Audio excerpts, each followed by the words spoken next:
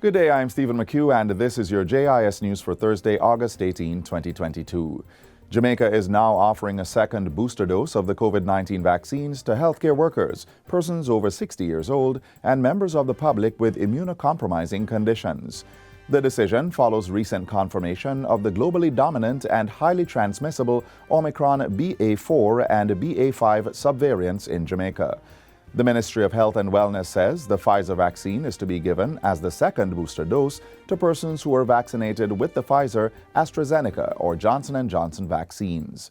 The second booster dose is to be administered 4 months following the first. Persons who took the Sinopharm vaccine are to receive a second booster dose of that vaccine, also 4 months after the first booster. Those who are not yet vaccinated against COVID-19 are encouraged to do so. At the same time, members of the public are being urged to continue their practice of infection prevention and control measures.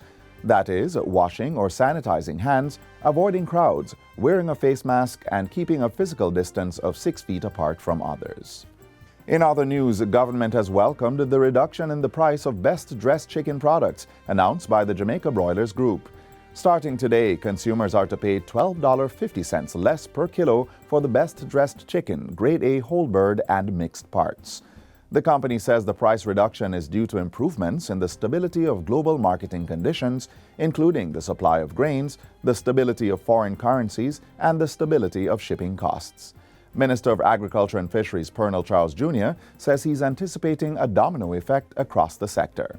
Between COVID and the conflict that we had in Europe, we've seen skyrocketing prices. And so anything that gives our consumers some relief is welcomed. So we want to encourage further reductions once we see the global market stabilizing as it is.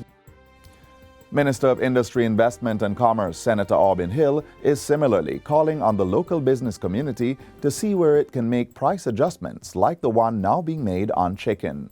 He says this is especially important as we enter the cash-demanding back-to-school period.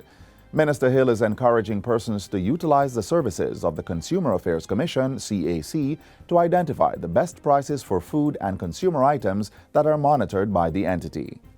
Prime Minister Andrew Holness is calling for political consensus to tackle crime and violence on the island.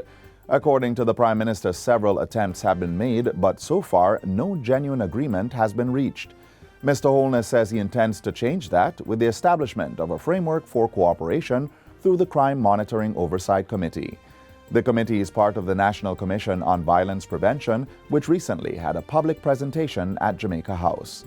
The commission is an independent body that has been tasked with uncovering the root cause of violence in Jamaica while providing workable solutions to address the issues unearthed.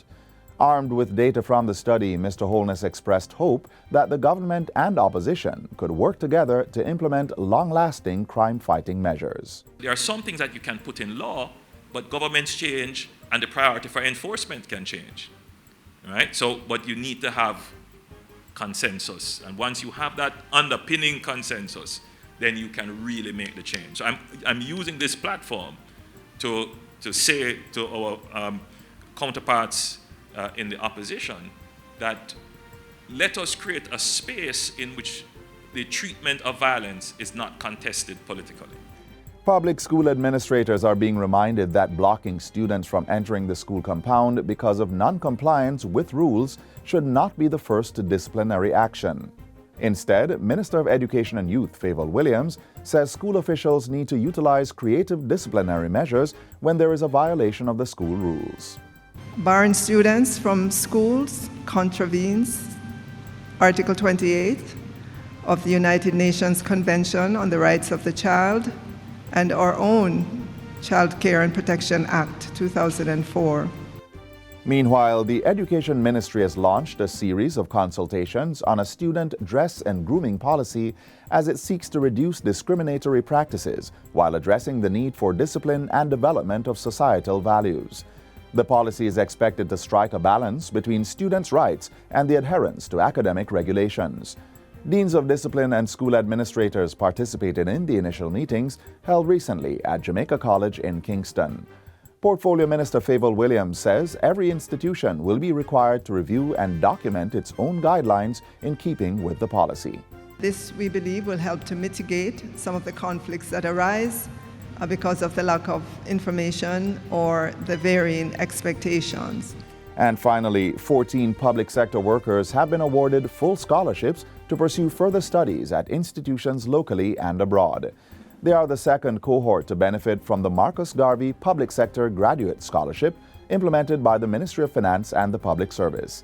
The awardees will be pursuing courses in economics, law, climate change, public health, national security, engineering, and integrated rural development. While speaking at the award ceremony yesterday, Finance Minister Nigel Clark says the scholarship program was an essential human capital development strategy for Jamaica's public sector. If Jamaica is to climb the ladder of development, we are going to need to continue to invest in our public sector and have a public sector that's purpose-built with the necessary competence, skills, and experience to lead Jamaica forward.